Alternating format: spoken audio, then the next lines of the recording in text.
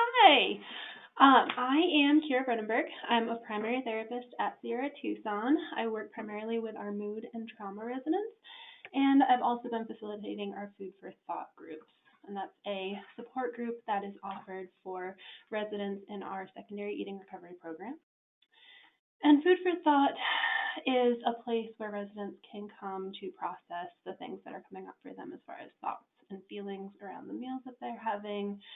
It could be around being in the eating recovery program itself, because that can be difficult for some people. Also, processing urges to engage in disordered behaviors, and also things that come up that are related issues for our residents as well as people in general, such as body image. I've been working with the eating recovery population for about 5.5 years now as a therapist. And during that time, I've become really passionate about helping people to heal the relationship that they have with their bodies as a part of their overall recovery process. So today we're going to start to explore some potential origins of issues with body image, as well as, this is what I'm really excited about, the ways that positive body image can be promoted. So let's go ahead and jump in. So we're going to be looking at body image as a whole, as well as body dysmorphia and body positivity. So the way that I look at body image and the way that I explain it to my residents is like a spectrum. And so we all have our body image, the way that we see our physical selves. And within that definition of that perception, we can go from one extreme to the other. And so on that more negative extreme is body dysmorphia or body negativity. And then on the positive extreme is body positivity or body love. And between those two, kind of bridging that gap, is what I refer to as body neutrality. In this presentation, just for time's sake, I'm going to be focusing on body dysmorphia and body positivity. And I do also want to take a second just to touch on body neutrality. So I'll go into a full definition of what body dysmorphia is as we get into those slides. But for the sake of this, what we can refer to it as is, excuse me, a fixation on something that we believe to be quote unquote wrong with ourselves. So that's where a lot of clients are coming from that I work with, both in my process groups and in Food for Thought. And so for a person who is really in the midst of feeling very negatively about their body, some people even hate their bodies. Actually, a lot of people that I work with, especially in Food for Thought, do say, I hate my body. I can't imagine ever being able to love it. And so asking that person or suggesting to them that they might be able to have a more positive view of their physical self, it's kind of a lot to ask. So when I'm working with people who are skewed in that more negative direction, something that I might ask them to try out is to just see what a more neutral view of themselves might look like. So it's not necessarily that I'm asking them to say, I'm perfect just the way I am, but maybe just stop seeing everything and fixating on everything that they hate. So something we can do is to start small. I suggest that people come up with anything that they can that helps them to feel just a little bit better about where they're at. So for example, I might say something like, today I'm okay with my hands because I got to pet my kitten with them this morning.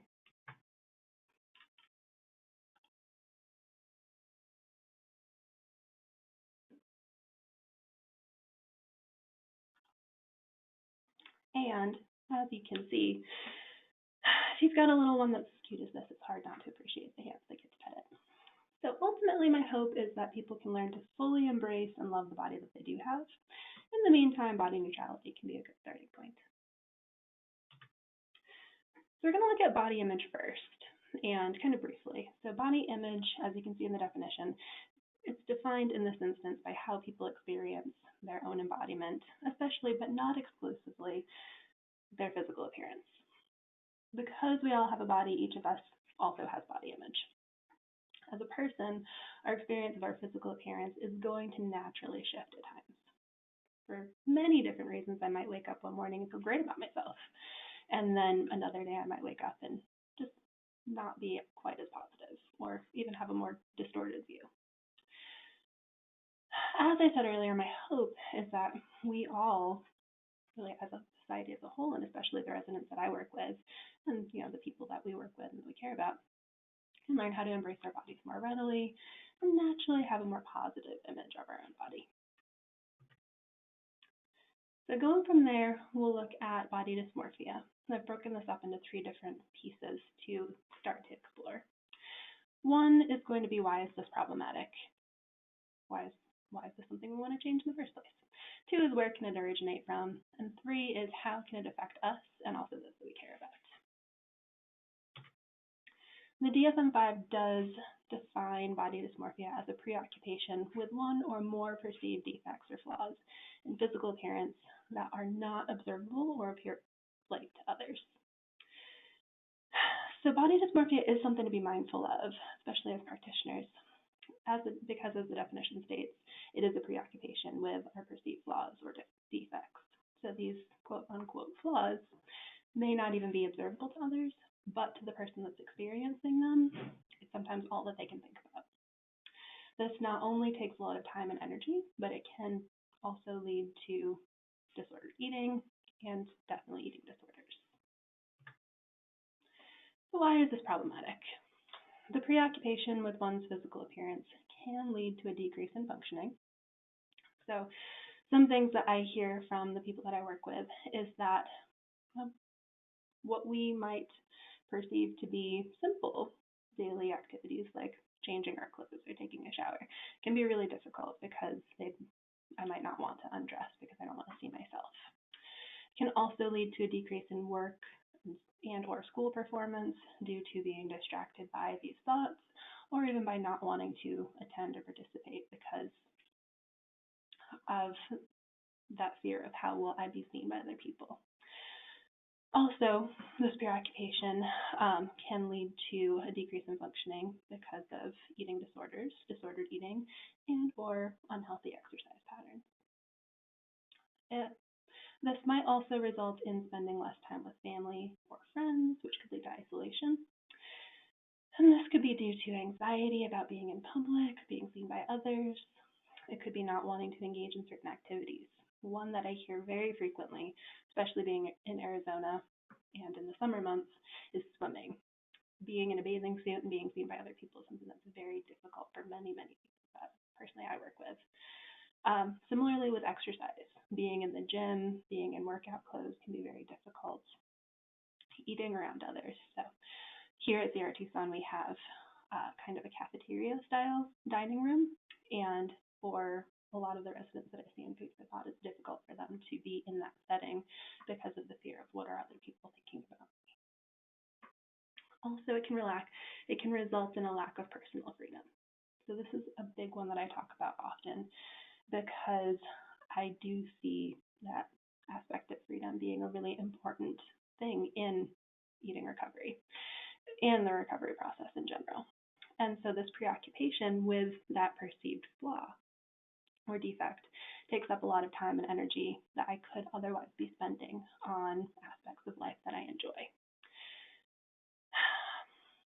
So this can also be due to potential anxiety keeping people from doing what they might otherwise want to for fear of how it could look to others. Where can body dysmorphia or more body negativity come from? One of the things that I see frequently, is the internalized messages received from society, from media, peers, family. There was a study that was done by ASU, Arizona State University, that showed that the way that mothers describe their bodies in front of their 5 to 7-year-old daughters actually changed the way that their daughters describe their bodies in turn. So with that study, what they did was they had mothers and daughters go into 2 separate rooms and, looking at their reflection, say what they liked and disliked about different parts of their bodies. So for example, their hair, their face, their legs, their stomach. And then they brought the mothers and the daughters together so that they were in the same room next to each other looking at their reflections. And they asked the mothers to go first and to again say what they liked and disliked about their hair, face, legs, and stomach. And what they saw was that when the mothers said what they disliked about those things or spoke about them in a negative way, the daughters then describe themselves in a more negative way, even if initially they had said something positive about those different features. And that was between when their mother was in the room and when she wasn't. So as you can see, there's definitely a correlation between what is mirrored to us by parents and how we decide to describe ourselves, and that influence is pretty powerful. I do want to just make the point that while body image is frequently spoken about in terms of women or girls, it's definitely not pigeonholed into one type of person. So body image and the issues associated does not discriminate. It is something that all of us as humans face. And also there is work that needs to be done as far as looking at body dysmorphia and the LGBTQ plus community, because we do see a connection between gender dysphoria and body dysmorphia, and there's more work that needs to be done there. So how can body dysmorphia affect those that we care about? So we know, as I said earlier, that it can interfere in relationships and lead to isolation due to that fixation on appearance. It can also, as I just said, change the way that children see themselves as a result of how their parents describe their own bodies as well as bodies of others. And it can lead to eating disorders and or unhealthy relationships with exercise. And if it's something that someone's experiencing that's not necessarily fitting the criteria of an eating disorder, it can definitely also lead to disordered eating patterns. So there are many different ways that having a negative view of ourselves can negatively impact our lives and also the lives that we care of those that we care about. And so that's something that I want to be mindful of when I'm working with my residents, because the view that they have of themselves is not only going to impact them and their ability to function, it's also going to impact potentially their relationships because of that isolation, because of the social anxiety, and also if it's something that is perpetuated, then it can also kind of bleed into future generations when those people are having their own children. So that is an overview of body dysmorphia and why I feel that it's something that's very important that we acknowledge as being problematic and really work on helping our clients or people that we care about who struggle in this way to come out of it. So we're going to move into body positivity next, which is on the other end of that spectrum. So again, we're looking at why is this an important thing? Why is it something we want to talk about? How can we foster body positivity or having a positive image of ourselves, and also the tools that we might use to shift into that mindset? So body positivity, I didn't find an exact definition that seemed to be a fit, but what I did do is use the definition that I incorporate into the sessions and the groups that I do with my residents. And so that is accepting, appreciating, and loving your body as it is without wanting or trying to change it. So being able to sit with my physical self and know that it is exactly what I need for it to be in that moment, and there's nothing that I need to try to change or alter through what I'm eating or how I'm exercising, whatever it is that I might be engaging in. So why is this something that we want to look at? It's important because body positivity can allow people to accept themselves.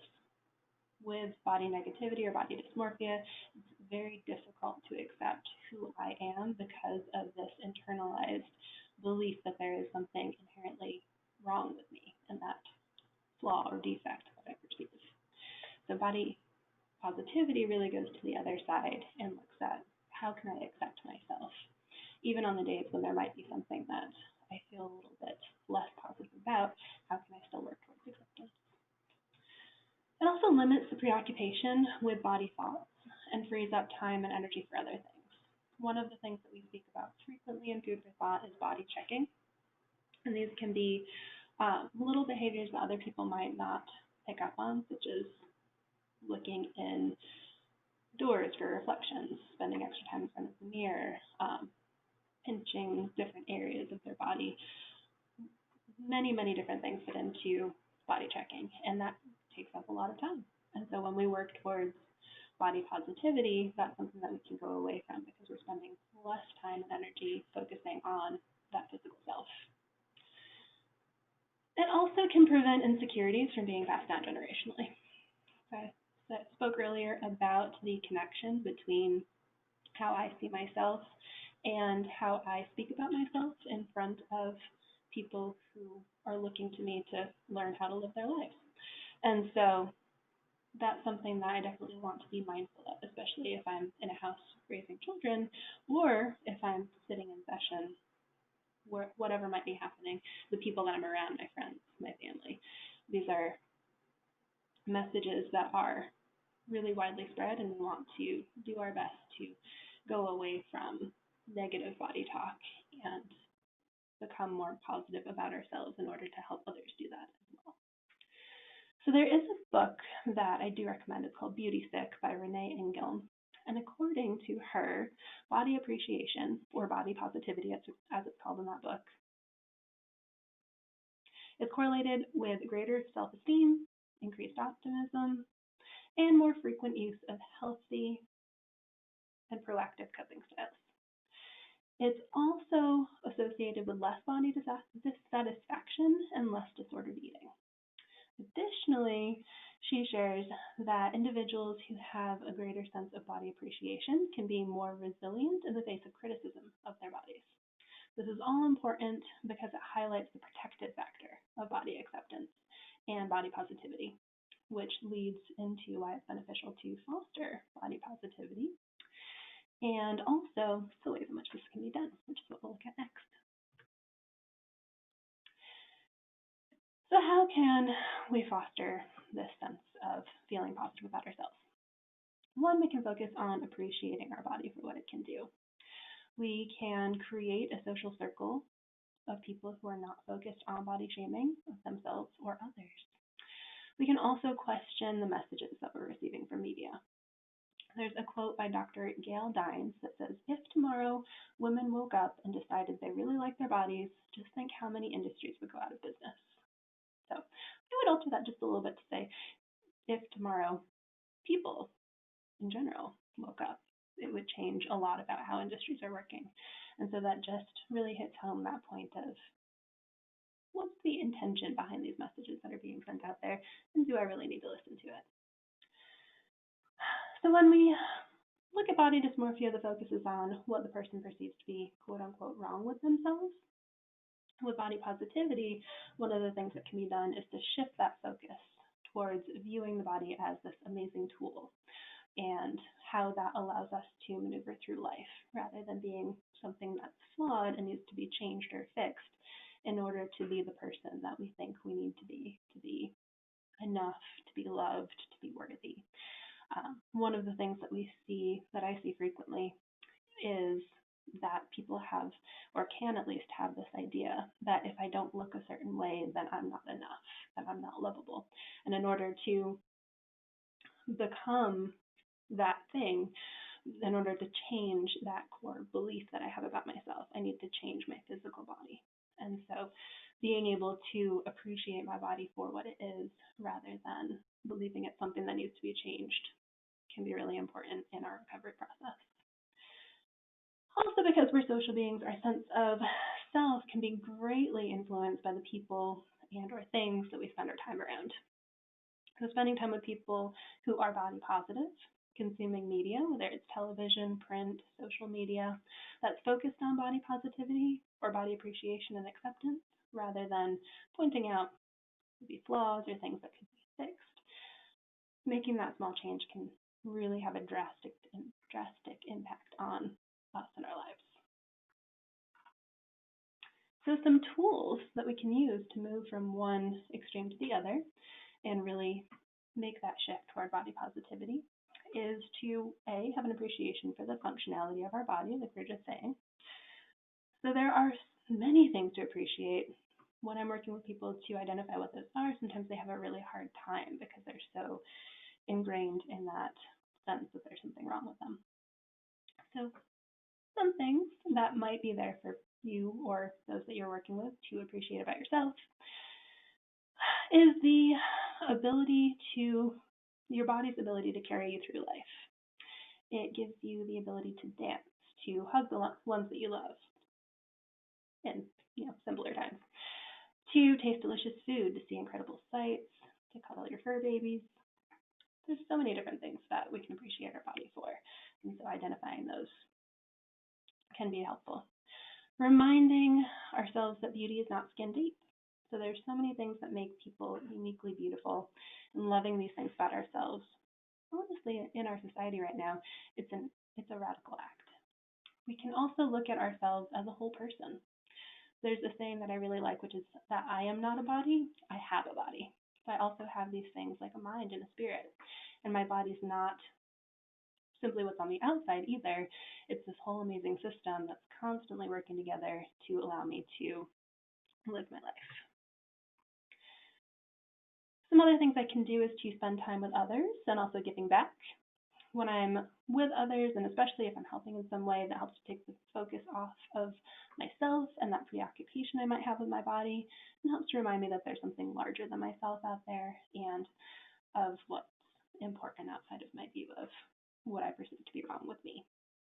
We can practice cognitive behavioral therapy techniques, so CBT skills such as catching negative thoughts about our bodies as they start to pop up, and then challenging them and working on changing them rather than allowing them to spiral. All of that allows us to rewire our neural pathways so that they can work for us rather than against us. We can also try affirmations. So along with CBT, affirmations are a powerful tool to use in changing the way that we talk about our bodies, which eventually leads to feeling better about ourselves and having a healthier and more helpful view. And so like with body neutrality, affirmations are something that might take a little while to shift from that negative extreme to something more positive, and so starting to just pivot at points to feel a little bit better can be helpful. So that is what I've got for you. Here are my citations, the information that I used in my research, and we'll see if there's any questions.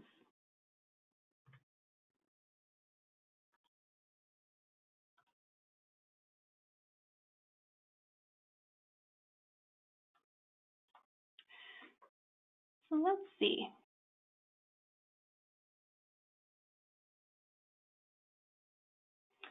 So how do you help someone understand that they have body dysmorphia is an interesting question. And what I find is that generally people have a pretty good understanding that the way that they're seeing themselves is a distorted view. If they don't, and in working with them or speaking with them if it's a personal relationship, and that's something that I can see, then I can work on seeing if they're at a place where they're able to recognize that what they're seeing themselves might not match what the reality is. And so doing things like reality checking, like asking them to check in with other people that they trust, that they care about, to see what their perception is something that can help them to see that what they're seeing in themselves doesn't necessarily match up to what other people are seeing in them.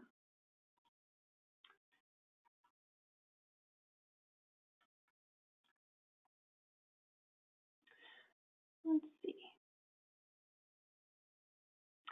So the one thing that I want to touch on is the question about the link between body dysmorphia and gender dysphoria.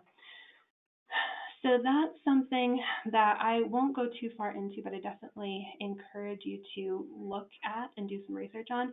I didn't add any links into that information, but you can email me. My email is at the end, so you can email me if you have any questions. But there is a pretty strong correlation that I've noticed in the people that I work with, and that also people that I work with in the LGBTQ plus community have shared with me that they see this strong link between gender dysphoria and body dysmorphia.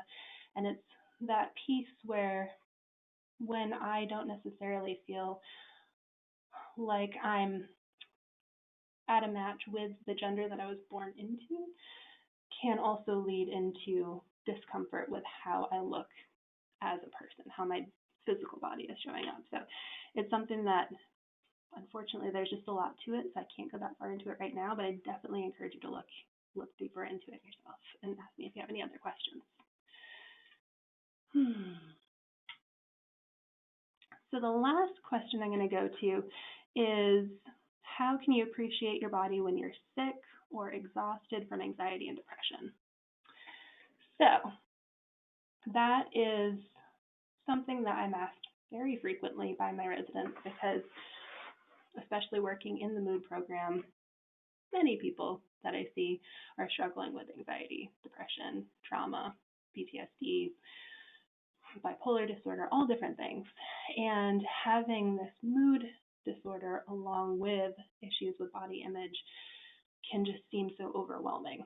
And so what I encourage people to do in that case is to, again, start small. See if there is something little that I can recognize that I do appreciate, and just allow myself to sit there.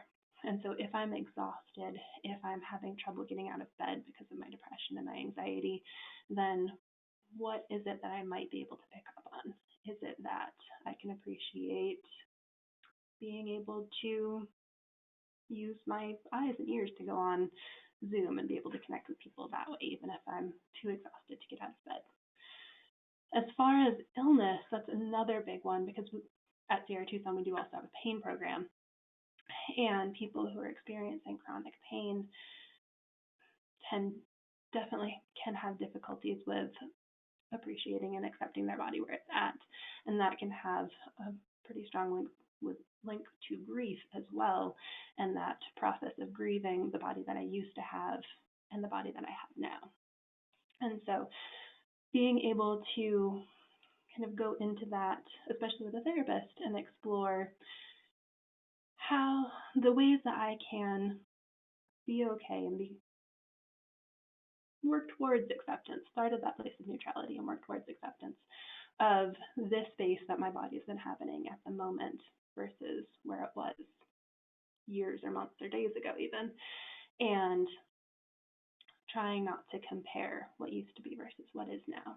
And if I'm sick, seeing if there's something that my body is able to do for me outside of or around that sickness that I can still appreciate. So that is where I'm going to end our questions. I really appreciate everybody for your time and for being here. And again, my email is here. If you have any questions that you would like to follow up with me on, I will gladly get back to you. But thank you all so much for your time.